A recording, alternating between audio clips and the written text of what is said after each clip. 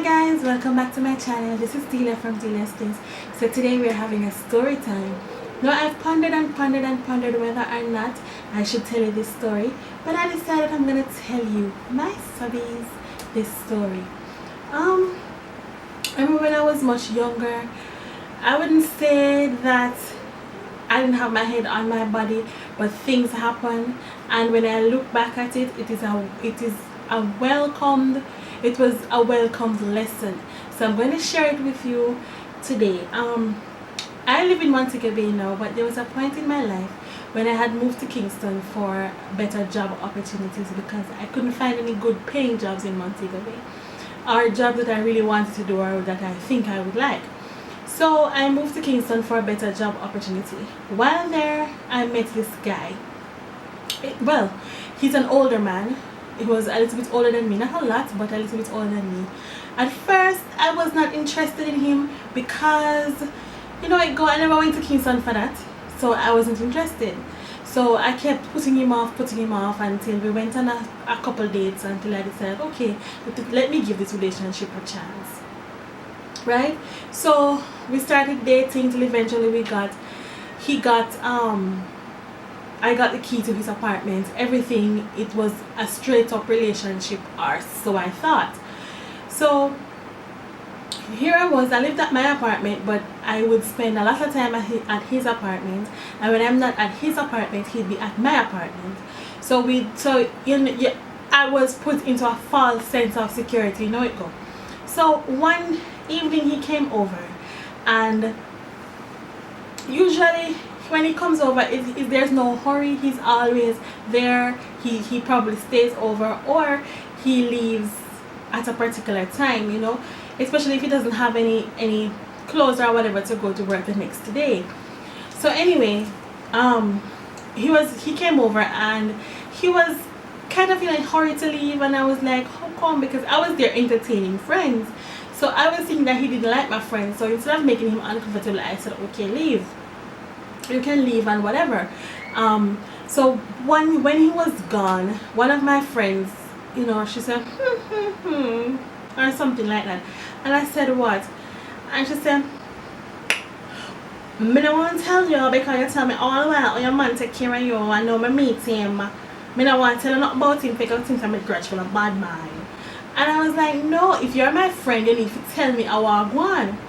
So she said, I don't really want to say nothing, to tell the truth. I don't want to say nothing because I don't really know my business still. So she was there, and I was just saying, just tell me now what, it couldn't be that bad or what. So she was like, well, I'm married, So I was like, no, you sure you have the right person? Because remember, me have a key to the man apartment. Him always there around me always there around him. No matter where he is going, I am going with him. Right? I don't have to ask if I can come. He called and said, I'm picking you up now. I'm down the road, 5 minutes away, half an hour away. Get ready so that we can go wherever. So this was how we were living. So how me fitting is a married man, and he didn't have no ring, and there was no marking on his finger to say him have no ring when he take off. And she was like, yes, me know him. I said, but me have a key for him apartment, me not see no evidence of no wife or whatever. She said, well, him have a wife and him kids, But me say, me not see no evidence of that, and if you have kids, you must see one tie. So she said, she asked me how where the apartment. So I told her, she said, no, me there, the same live, me know me live. So I said, okay, alright. Still not too convinced that it's the same person, because I guess I was in denial. The next day we made this plan up and said, alright, we're going to follow him then. Because we don't want to say anything to him and then it not go so and it cause one bag eruption. So we decided that we go just stalk him basically. So the next evening he came over and he was there, and me make it extra. We say, I have to get up early in the morning, so you can't stay over tonight, you gotta go home and everything. He was a little bit reluctant at first, but then he say, alright, him go leave. And me I tell her, say, you see, the man stay along. So till me I say, yo, you know God. Till eventually he left, and I saw him drive out through the apartment complex gate. I saw we there behind him in a really good car, and we drive behind him and something and stay a little distance so that he no suspect anything or recognize the car or whatever. And my friend, I'll call her Renee said that she knows where him live, and it looked like at that the yard them they go. You understand? And I'm like, well, the apartment is up in the opposite direction, so his apartment is in opposite direction, so probably she onto something. When we reach our yard, no man come out and car gone in. When we look at two little kiddies and a lady, and we park up out there in the car and we wait and female leave and say okay, because we are say alright then. My other friends I say okay then maybe him just a visit a friend or something like that, and them turn off light, go under them bed, because if at night and you turn off the light and you not come out, that means that your bed you're gonna know, right? So after that, I not say anything. So I spent the night plotting. Now that I look back at it, I say yo, me never love him. I didn't love him, you know. It's not love.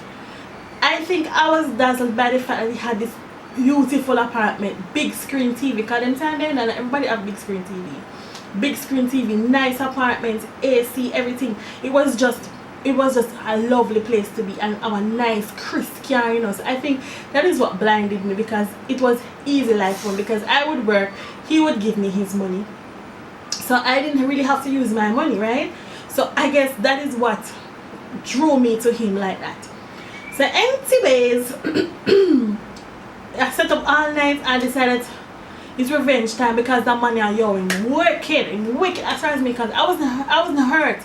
I look back and I say I wasn't hurt. I thought I was hurting, but I don't think it was so much hurt. It was just anger. I was angry. I was angry at him for what he was doing, and I was angry at myself for being so stupid and for getting caught up in this.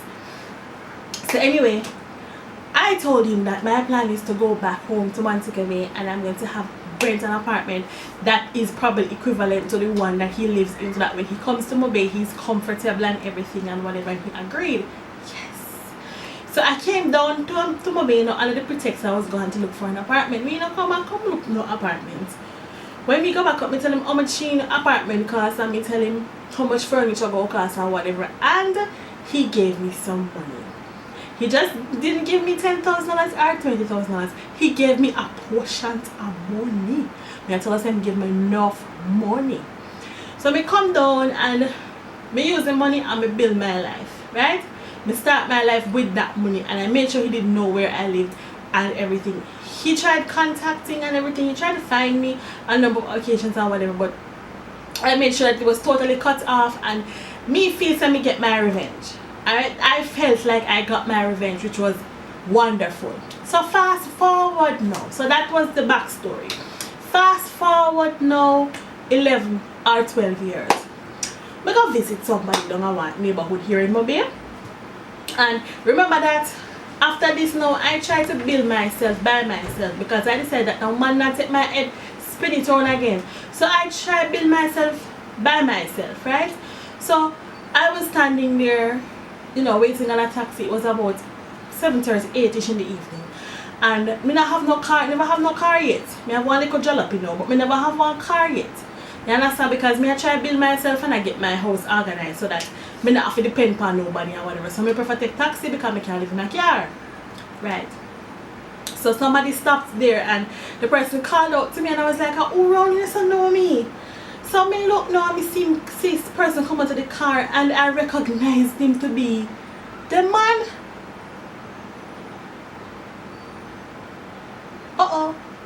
Whoops. And I was like, hello, oh my god, I'm in front of me. Hold up, and I was like, oh my god, it's been so long. Oh my god, how have you been? And we started talking and stuff, and we talk and we talk for how long. We were talking there for at least an hour and a half. We were standing here talking, you know, and everything. And he was like, boy, you look good doing something and ting and whatever. And he must say, boy, I'm gonna take you where I know, you know, and we go somewhere and have something to eat and whatever, and we talk and we talk and we talk and we talk and we talk.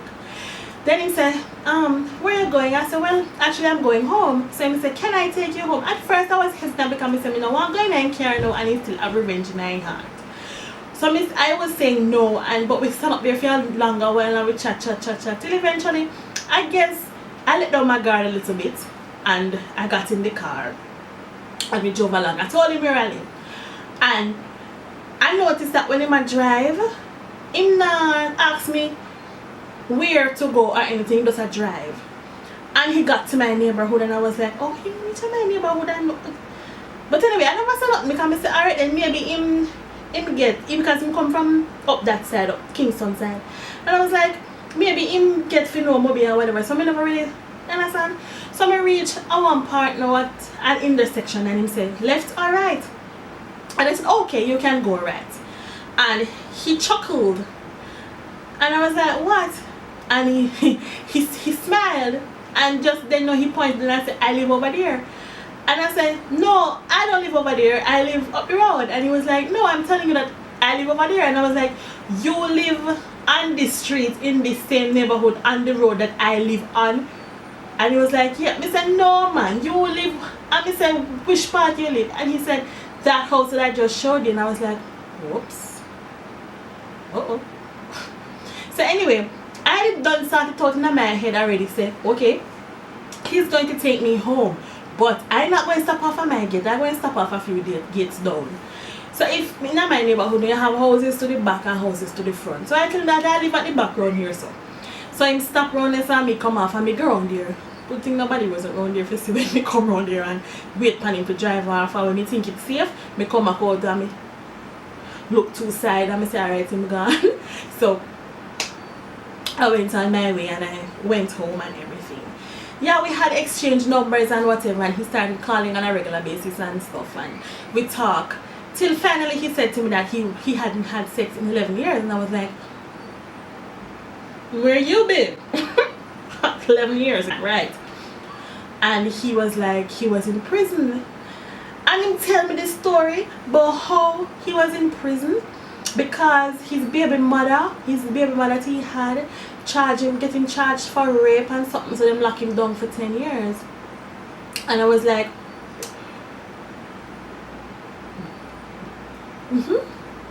okay. And he was like, so, and then him start showing me say him want get back with me, want get back to work. And I was like, no, I didn't see that even think about it. I was like, no. And then him push it and I was like, yo, me not depend what you depend. You understand? I have my life, I have my career, I'm okay. You are stress and drama. No. No. And he might tell me how he has changed and I said, no. So anyway, I started avoiding him, stop taking his calls and everything. So one week in question now, this cat and mouse thing and everything and telling him no went on for a couple of weeks, and I got sick. I don't know what it did, but I got sick and I was home for a couple of days. When I went back to work, now I used to work at the hospital, and one of the ladies at the hospital said one man come to me. You know what the man do? The man wait until visiting hours at the hospital, come in at the people in place, go up on the delivery suite and ask for me when we going to come at work, what my schedule is like, where I am. Really man, really. So they didn't give him any information because he was acting so desperate. They didn't even call me to say anything, they just throw it out the window. Anyway, he didn't know, and he bother me what get me bring noise when he call my mother now. And I say, because my mother always have the same phone number from long time and asking for me or whatever, not much enough like a night, but after 12, after 1 he might call. So I get grief and I call him and I light him up with somebody and I say, yo, if you call me mother, what that 10 Tory in a one. You know him live with the woman down the road from me, that's how he live with that woman now? Yes, he live with a girl. So I tell him, I say, anyhow, you wanna leave me alone. I'm going to come down there and I'm going to tell her what you're up to, so leave me the hell alone. Anyway, him continued to call or whatever. One day I was just idle and I decided to Google his name, and it come up star story that he was charged for rape. That never do anything to me because I didn't know that already. You understand? So when I read on, it was alleged that two missus used to go look for him at jail, and one of them wasn't his sister or his mother or his aunts. No, both of them were his wives. He had two wives. Me not meaning divorce one and have a next one. No, he have it two of them one time. During the time that we were together, he was married twice. Him have two wives, two of them. And Africa, me live in Jamaica. Him have two wives plus me. Me still can't figure out for real. I cannot figure out how him do that, because him have time to carry me on my bed, him have time to wine and dine me, him have time to sleep on my yard house ever so often. I had a key to his apartment, him have time to sleep the rest of the day. I mean, we were together 6.5 days out of the 7 days of the week. So I don't know where him find time to service so much woman, but me I tell us the man good. Yo, me I tell I don't even know what else to say, but anyway, I cut him off now. He's totally gone. I don't talk to him anymore at all. I don't know where he is. I really don't want to know where he is, because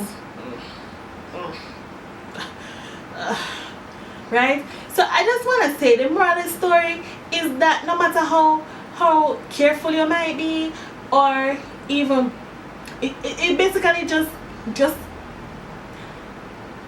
I don't even know what to say, because you could have trust until you come home. If somebody mean to deceive you, they will deceive you. You just have to be careful. You have to be careful. And I can understand when some women no longer want to be with men, or them have more than one man, they just don't put them egg in a one basket, so to speak. I can understand that, because men can be a wicked species, but thank God I never allowed that. I never allowed that to tarnish my heart so bad that I didn't look for love, because as I said, I was not in love at the time. I thought I was, but I was not. And I'm thanking God that he did not allow me to really seriously fall in love with this man, because to tell the truth, I don't think my life would have evolved to the point now where I have somebody in my life that I can trust again like that, because it really lit my physics enough to see somebody holding up can wicked enough. Anyway guys, thank you so much for watching this video. If you have not yet subscribed, go ahead and hit that subscribe button. Click like to keep me going, to let me know that you'd like to hear more stories. Share this video with your friends, family, and everyone that you know. Until next time, bye.